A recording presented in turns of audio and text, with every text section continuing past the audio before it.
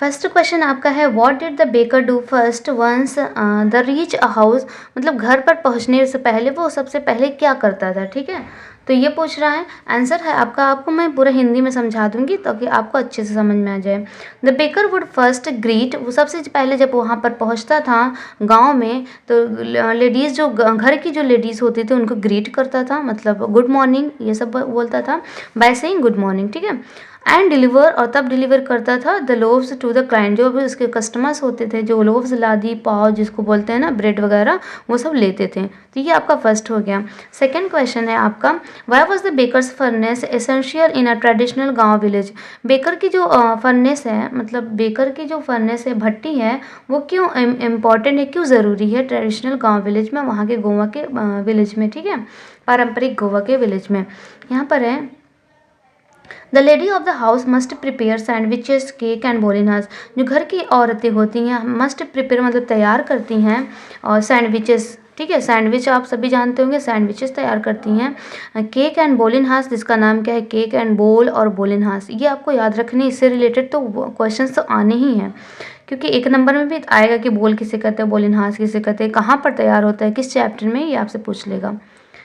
On the occasion, ठीक है, किसी पर्व पर, एंड फेस्टिवल, कोई फेस्टिवल त्यौहार हो जाता है। सो इसलिए the baker furnace was essential in a traditional village, इसीलिए बेकर्स की जो फर्नेस है वो ज़रूरी है ट्रेडिशनल विलेज में। ये एक लाइन इसी में से जोड़ा गया है, तो आपको सिर्फ इतना यहाँ से यहाँ तक आप याद कर लेंगे तो हो जाएगा, एक लाइन आपको इसमें से जोड़ देना है। तो ये आइडिया और ट्रिक होते हैं आपको आंसर, क्वेश्चन आंसर जोड़ने की। हेलो स्टूडेंट्स, आज की इस वीडियो में हम सब देखेंगे जो कि आपका चैप्टर 7 है, लेकिन वैसे अगर जो रिड्यूस करके देखें तो फर्स्ट आपका लेटर टू गॉड है, सेकंड आपका Nelson Mandela long walk to freedom है, थर्ड है from the diary of Anne Frank, और फोर्थ है ग्लिम्सेस ऑफ इंडिया। तो इसमें 3 स्टोरीज हैं। ठीक है, अ बेकर फ्रॉम गोवा है पहला है, और जो दूसरा है आपको बता दें यहाँ पर कूर्ग, ये आपके बुक में दिया होगा कूर्ग, और जो थर्ड है आपका टी फ्रॉम आसाम। ठीक है, ये आपके बुक में होगा T from Assam.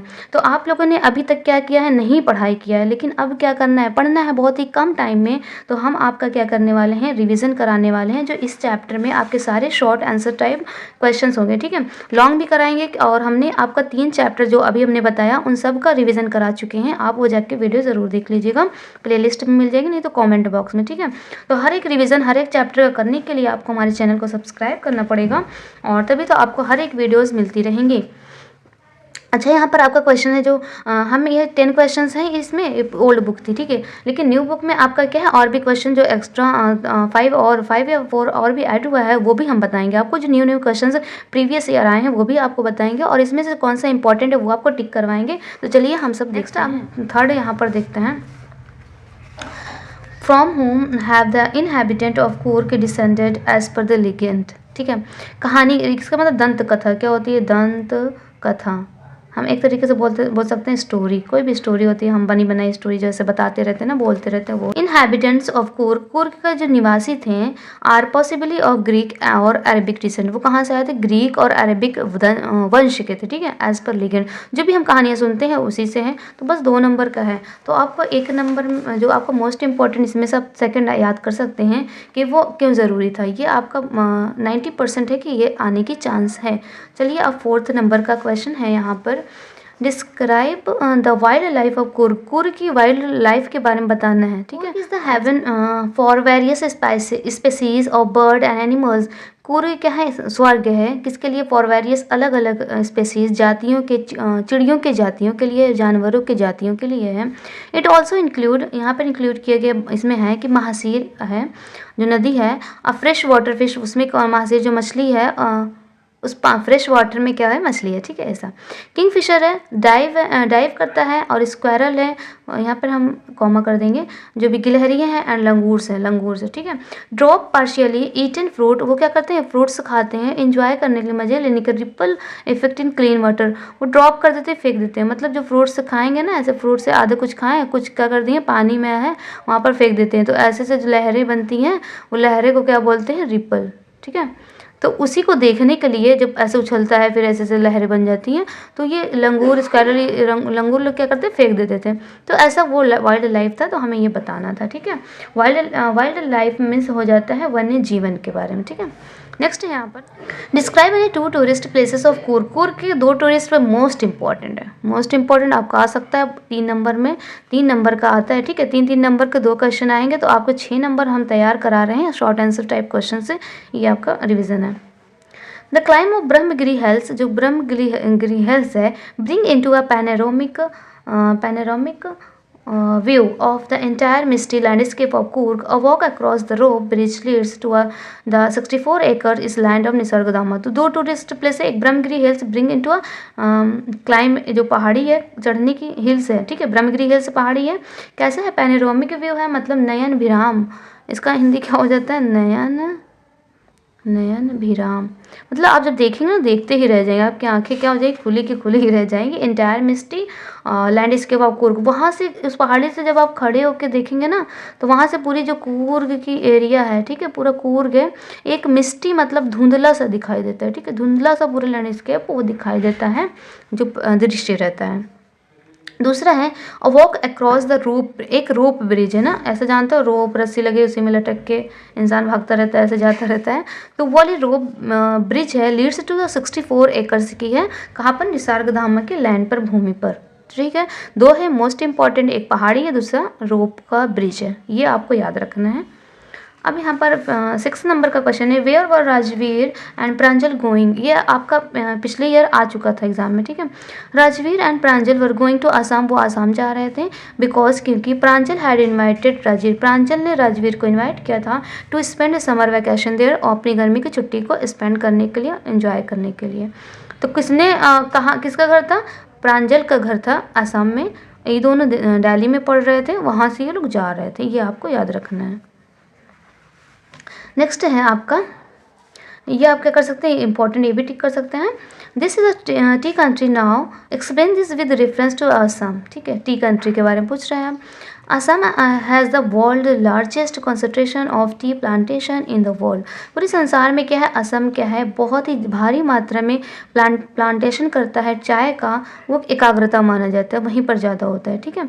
A large number of tea gardens, एक भारी मतलब भारी मात्रा में, जो भारी संख्या में बोल सकते हैं, टी गार्डन्स है, वहाँ पर बगीचे हैं, आर देयर, दैट्स वाई, इसी कारण क्या है, Assam is known as the tea country now, ठीक है, known as tea country now, ये आप देख सकते हैं। नेक्स्ट आपका 8 नंबर का क्वेश्चन आ जाता है, मोस्ट इंपॉर्टेंट अभी, ठीक है, यहाँ पर है, in what ways is China related to, China किससे कैसे रिलेट करता है, सभी को पता है, the word chai and chini from Chinese, कहाँ से है, चाइनीज से, and it was first drunk in China, ये सबसे पहले बार पिया गया था चाइना में, so this ways too is related to China, इसी कारण क्या है, चाइना से रिलेट करता है। 9th नंबर का है, describe the dress of the baker, most important, ठीक है। द बेकर वोर अ पेक्यूलियर ड्रेस, बहुत ही विचित्र, पेक्यूलियर मतलब क्या था, विचित्र, विचित्र, ठीक है, मीनिंग लिख लीजिएगा आप लोग, विचित्र ड्रेस था, नोन एज कबाई, ये आपका 1 नंबर में आ जाएगा कि बेकर के ड्रेस का नाम क्या था, अलग अलग दे देगा, ठीक है, हाफ पैंट फ्रॉक ऐसे कुछ करके, एक कबाई भी रहेगा, तो आपका कबाई क्या है, बेकर के ड्रेस का नाम ही याद रखना है, मोस्ट इंपॉर्टेंट, ये तो आना ही है एग्जाम में 1 नंबर में। It was single piece long frock, कैसा था, सिंगल पीस लॉन्ग फ्रॉक था, reaching down to the knee, घुटने के नीचे तक वहाँ पहुँच जाता था, ठीक है। नेक्स्ट है, how did the baker make his entry, वो एंट्री कैसे करता था, मतलब एंट्री कैसे बनाता था मंथली वाले, ठीक है। तो यहाँ पर हिसाब किताब कैसे रखता था, आप कह सकते हैं हिसाब किताब। The baker makes his entry at the end of the month, वो मंथ के लास्ट में वो अपनी एंट्री रखता था, लेकिन हाँ वो कहाँ पर लिखता था, पेंसिल, एक वॉल है, वॉल पर वो पेंसिल से लिखता था, ठीक है, ऐसे। तो ये आपका हो गया जो कि अभी बुक में था। अब नेक्स्ट जो कि प्रीवियस ईयर आए थे न्यू बुक में कुछ क्वेश्चंस है, उसका आंसर हम बता दे रहे हैं यहाँ पर। ये पूछा गया था, what is Coorg famous for, Coorg किसके लिए फेमस है, Coorg is famous for coffee, आपको याद रखना है कि कूर्ग फेमस किसके लिए है, कॉफ़ी, ऐसे सी फॉर सी, ये याद रख लीजिए, कूर्ग फेमस है कॉफ़ी के लिए। और क्या था, अ baker from Goa, a baker from Goa, ये किसके लिए है, बेकर यहाँ पर रहते हैं, ठीक है, और ये इस यहाँ पर क्या बनती है, वही लोव्स, आप कह सकते हैं ब्रेड कह सकते हैं, ठीक है, ब्रेड नाम है। और इसके लिए बोल नाम याद रखना है, बोल इन हास, ठीक है, ये सब बोल इन हांस। तो ये सारे नाम याद है किस में आते हैं, बेकर में ही आपको मिलता है पेडर और एक कबाई नाम।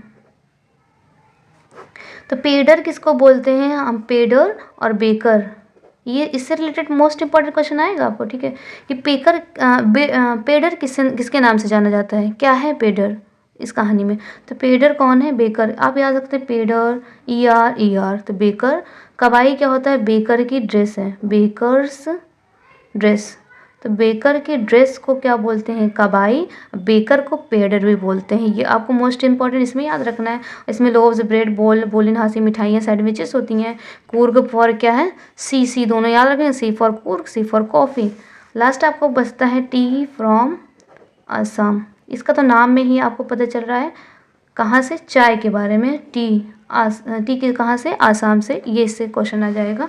तो ये आपका 1 नंबर का आप याद रख लीजिएगा, मोस्ट इम्पॉर्टेंट है।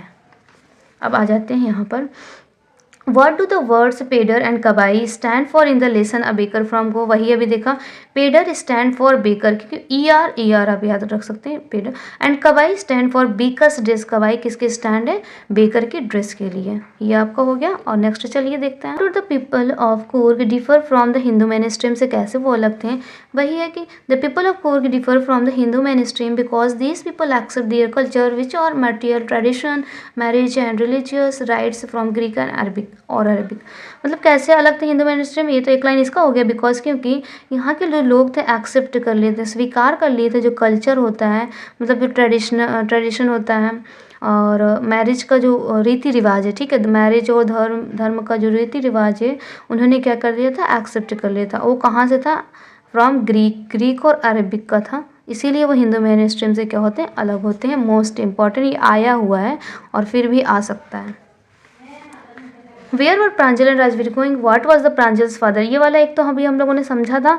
अब नेक्स्ट यहाँ पर थोड़ा और ऐड कर दिया, जो कि प्रीवियस ईयर ये क्वेश्चन पूछे गए थे। Pranjal and Rajveer were going to Assam. आपको देखना, कूर्ग नहीं गए थे, न तो गोवा गए थे, या आसाम गए थे, चाय में, चाय जहाँ पर होती है। Pranjal's father was tea gardens manager. ये 1 नंबर में पूछ सकता है, प्रांजल के पिताजी क्या थे, मतलब गार्डन्स, टी गार्डन्स के थे कि गोवा के, कैसे ऑप्शन दे देगा, तो ये आपको सही करना है।